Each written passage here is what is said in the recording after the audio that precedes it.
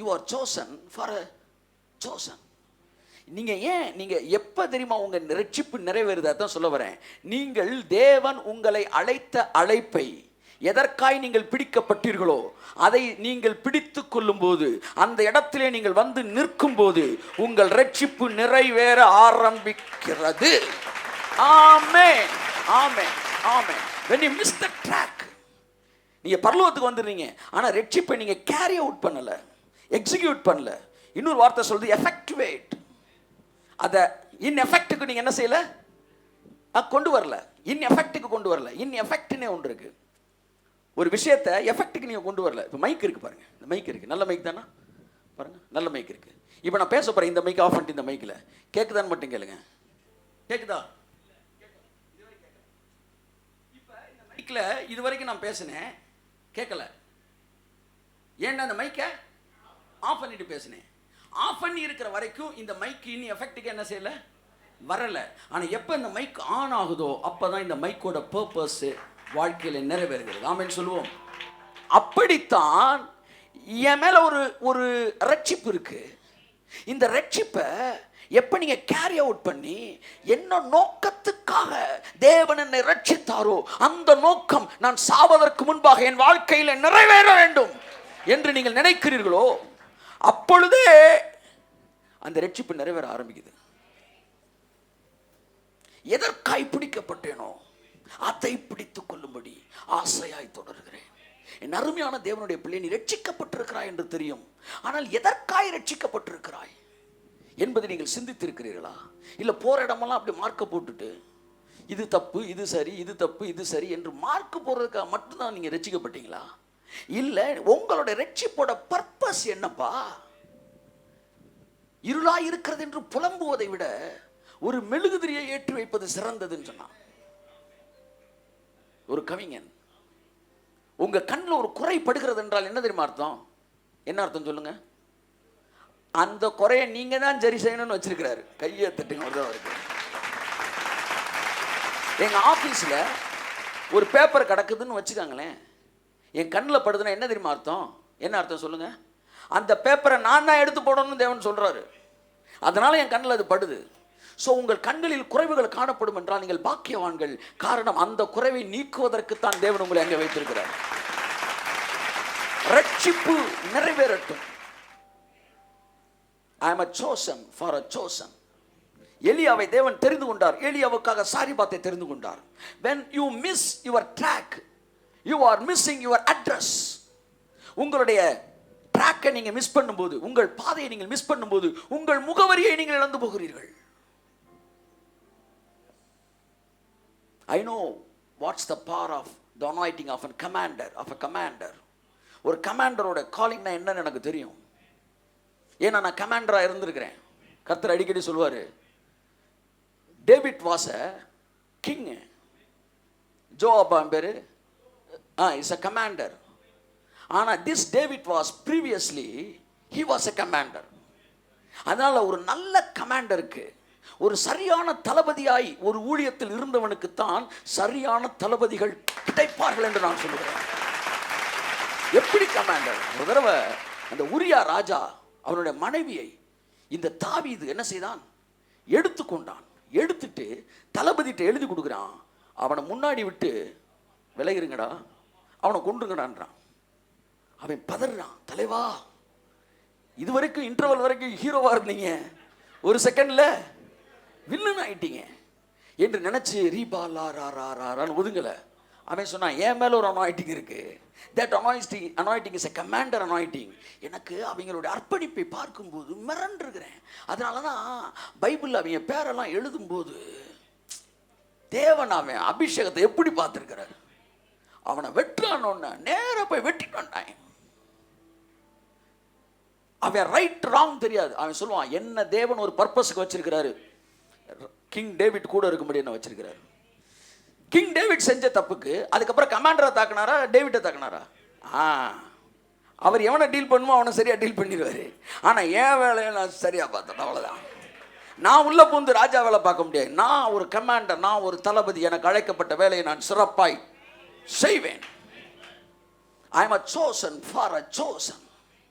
This is my address. உங்கள் அழைப்பை அல்லது உங்கள் தெரிந்து கொள்ளுதலை நீங்கள் தவற விடும்போது என்ன நடக்கிறதுனா உங்கள் முகவரியை இழந்து போகிறீர்கள். உங்கள் முகவரியை இழந்து போகிறீர்கள். நீங்க பக்கத்து கிளாஸ்ல போய் உட்காந்துட்டீங்கன்னா அந்த கிளாஸ்ல எவ்வளவு பேர் இருந்தாலும் நீங்க தனியால் தான். ஏன் சொல்லுங்க? அது உங்க கிளாஸ் கிடையாது. அப்படித்தான் தேவன் உங்களோடு இணைத்த கூட்டத்தை விட்டு நீங்க வேற இடத்துல போய் நிற்கும் போது நீ பொது தனியாளவே இருப்பீங்க. ஆனா தேவன் சொன்ன இடத்துல வந்து உட்காந்தீங்கன்னா நீங்க தூரமா உட்கார்ந்தாலும் நெருங்கின ஒரு ஃபீலிங் இருந்துகிட்டே இருக்கும். அப்ப கண்டுபிடிங்க, this is my address, this is my calling. தேவன் என்னை இதற்காகத்தான் அழைத்திருக்கிறார். ஆனால் பிசாசு பொதுவாக என்ன செய்வானா, இந்த அட்ரஸை மட்டும் உங்களை விட்டு எடுக்கணும், இந்த ட்ராக்ல இருந்து உங்களை வெளியே கொண்டு வரதுக்காக எத்தனை கோடியை கொட்டுவதற்கு தயாராக இருப்பான். உங்க அபிஷேகத்தை அது மன்னிக்கும், உங்களுடைய அழைப்பை உங்க ட்ராக்ல இருந்து உங்களை வெளியே கொண்டு வரதுக்காக கோடிகளை கொடுப்பதற்கு தயாராக இருப்பான். கோடிகளை கொடுப்பதற்கு தயாராக இருப்பான். அம்மா மூலமா பேசுவான், அப்பா மூலமா பேசுவான், அண்ணே மூலமா பேசுவான், ஒய்ஃப் மூலமா பேசுவான்.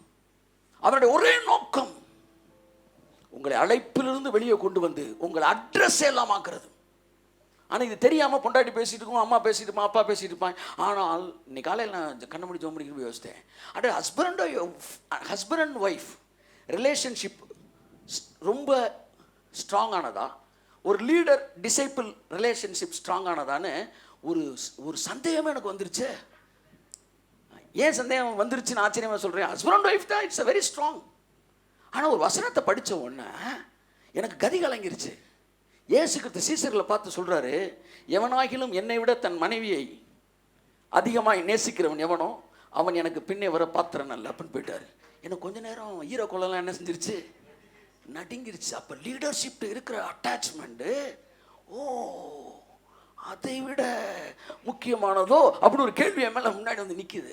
ஏன்னா அது இட் இஸ் லைக் மேரேஜ். அது தேவனுடைய ராஜரீகம். தேவன் பாருங்க, அந்த காலத்தில் ராஜாக்கள் போருக்கு போகும்போது ஒய்ஃப் வந்து என்ன போகாதே போகாதே என் கனவா பொல்லாத சொப்பனம் தான், நானுங்க டெய்லி நீ சொப்பனத்தை பார்த்துக்கிட்டு மண்டையில் போட அப்படின்னு நேரம் என்ன செஞ்சுட்டான், நான் போவேன். அப்போ just see how they were standing on their ground in their office, in their calling. அதுதாங்க ராஜரீகம். வந்து போட்டு விட்டாங்க. இது பூம்புகாரில் அந்த கண்ணகி வந்து அந்த சிலம்பு உடைச்சிட்டு, இந்த சிலம்பு நீ சொன்ன சிலம்பு இல்லடான்னு சொல்லிட்டு அந்த ராஜாவை பார்த்து சொல்கிறான், நீதி தவறிய உனக்கு செங்கோல் எதற்கு, உன் நிழலில் இருந்தவனுக்கு வந்து பாதுகாப்பு கொடுக்காத உனக்கு வெண்கொற்ற குடை எதற்கு, உன் தலைக்கு கிரீடம் எதற்கு. இந்த வார்த்தையை கேட்டவன் அந்த ராஜா கதிகலங்கி அப்படி உயிரை விட்டுறான். இதே பதட்டம் தான் ஆபிரகாம் சொன்னார், சர்வலோக நியாயாதிபதி நியாயம் செய்யாதிருப்பீரோ அப்படின் போது தேவனுடைய அரசாட்சி, தேவனுடைய ராஜரீகம், தேவனுடைய சொல் தவறா தன்மை, இவைகள் எல்லாம் அப்படியே ஒரு காலம் எந்திரிச்சு மெஜஸ்டியா எந்திரிச்சு நினைச்சு சச்சம் காட் கிங். அந்த ராஜாங்க அவரு. அந்த ராஜரீகத்தை நீங்க புரிஞ்சுக்கிட்டீங்கன்னா அவர் சொன்னார்னா அந்த வார்த்தை மாறவே மாறாது.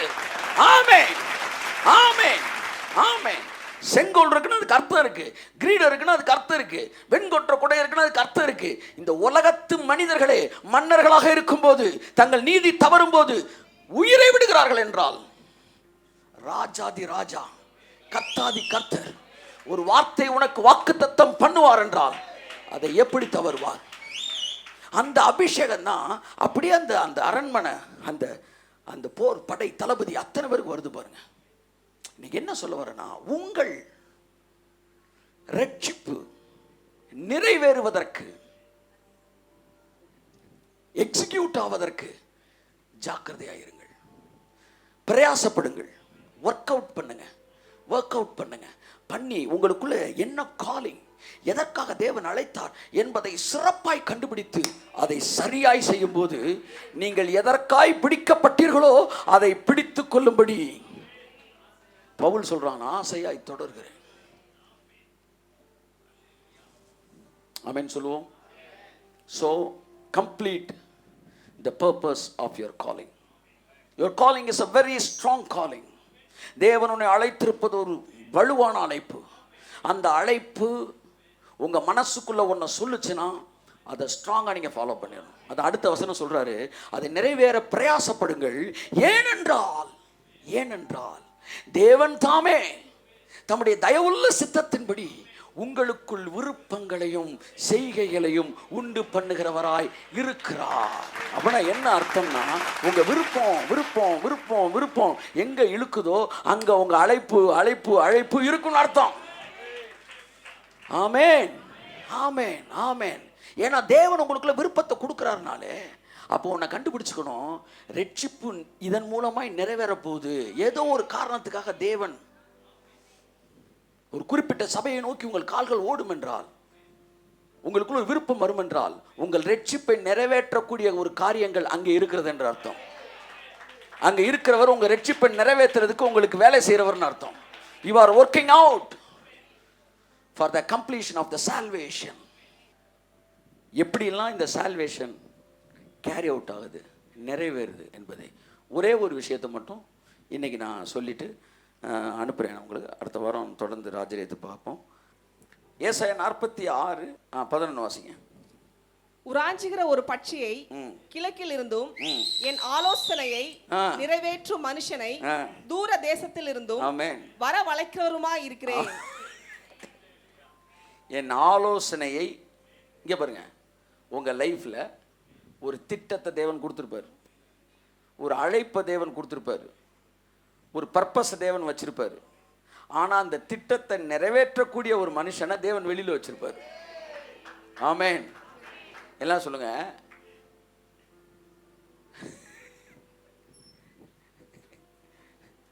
எனக்கு ஒரு வசனம் ஞாபகத்துக்கு வருது.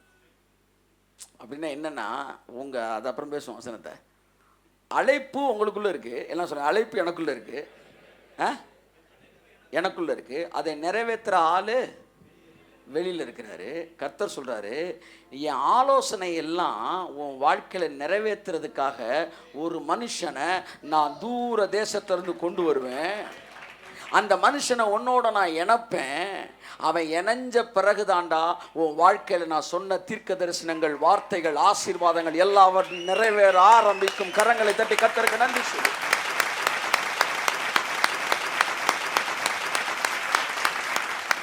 ஹல்லேலூயா. சோ என் வாழ்க்கையோட பர்பஸ் என்னன்னா, ஒரு பகுதி, அதாவது என்னுடைய நிறைவு, அதாவது ஒரு புதையலை கண்டுபிடிக்கிறதுக்கு என்ன செய்யறாங்க, 4 தகடை சேர்க்கிறாங்க. இந்த 4 தகடும் சேர்ந்த உடனே அந்த புதையல் இருக்கிற இடம் என்ன செய்யுது தெரியுது.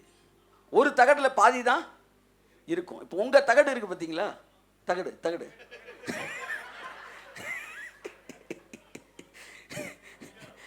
உங்க தகடு, அதுல உங்க உங்க உங்க வாழ்க்கையோட பூரணம் இருக்காது, பாதி தான் இருக்கும்.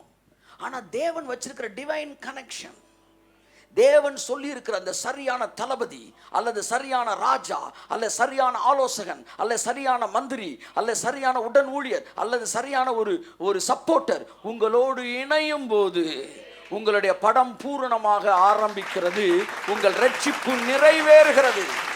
Divine connection, it makes complete your salvation. நீங்க ஒரு தகடோட போய் நின்னீங்கன்னா அவர் கேட்பாரு, தகடங்க அப்படின்னுவார். இன்னொரு தகட நீங்க என்ன சொல்லுவீங்க, என்னதான் ஆண்டவரே அப்படின்னுவீங்க. அவர் என்ன சொல்லுவாரு, தகடு தகடு.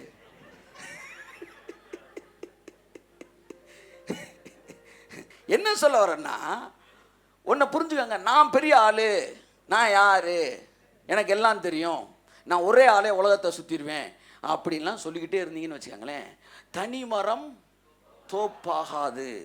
அந்த மரம் எவ்வளவு கனி கொடுத்தாலும், சடசடையாக கொடுத்தாலும் அது மரம் தான். ஆனால் எப்போ 10 மரம் சேர்ந்து நிற்குதோ அப்போதான் தோப்பு. ஆமென்.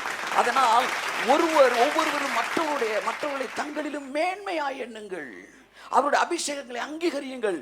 காரணம், அவர்களுக்காக நீங்கள் அல்ல, உங்களுக்காகத்தான் அவரை தேவன் உங்களுக்கு கொடுத்திருக்கிறார்.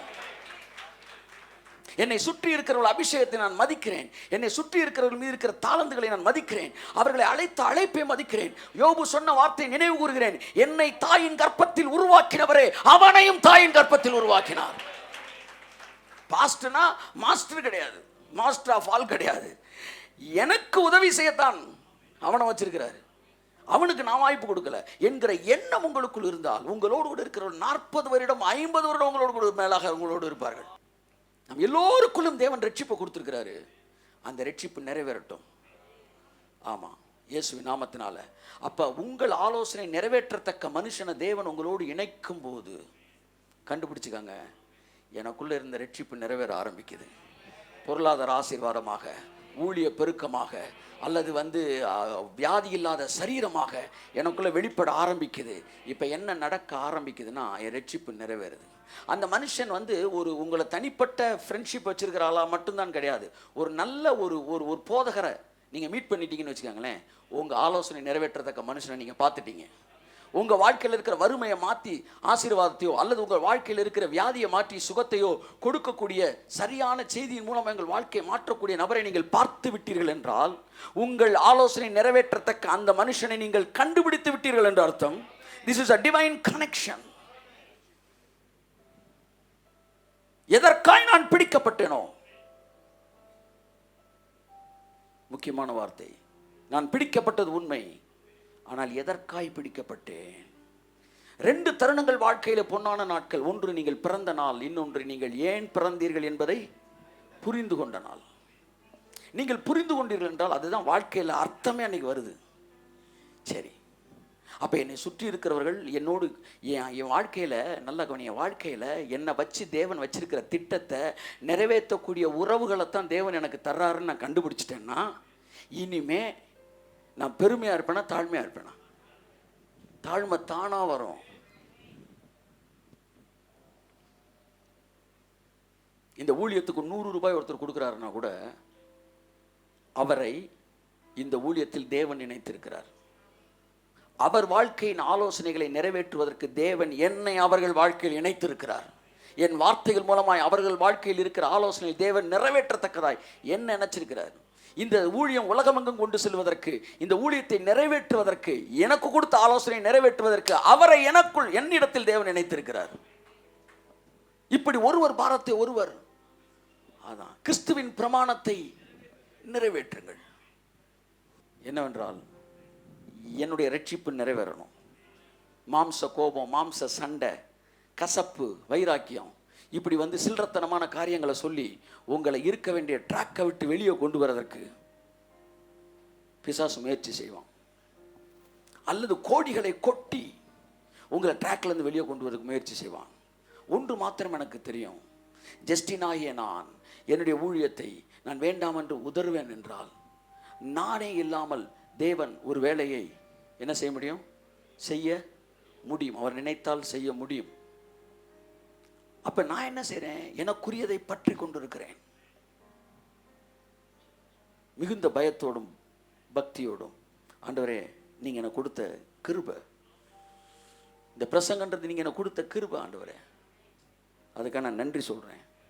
என்னை பார்க்கலும் எத்தனையோ உத்தமர்கள், நல்லவர்கள், சிறந்தவர்கள், திறமைசாலிகள் இருக்கும்போது எனக்கு ஒரு வாய்ப்பை கொடுத்து என்னை பேச வச்சு, அந்த பேசுறது நான் ஒரு பேர் கேட்பதற்கு நீங்கள் செஞ்சுருக்கீங்கன்னா உங்கள் பாதம் தொட்டு வணங்குறேன் ஆண்டவரே. It's a privilege in my life.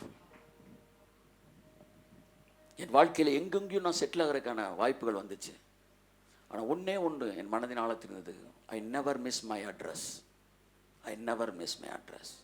I know this is my track. இன்றைக்கும் கூட அநேக வாய்ப்புகளை நான் நோ சொல்கிறேன். வெளி நாடுகளிலிருந்து வருகிற வாய்ப்புகளை நோ சொல்கிறேன். வெளி மாநிலங்கள், வெளி ஊர்களிலிருந்து வருகிறதை நோ சொல்கிறேன். கர்த்தர் அறிவார். Because I don't want to miss my track. I know if this is my பிளேஸ்னா நான் இங்கே தான் நிற்கணும். When I find my office, என் சால்வேஷன் என்ன ஆகுது?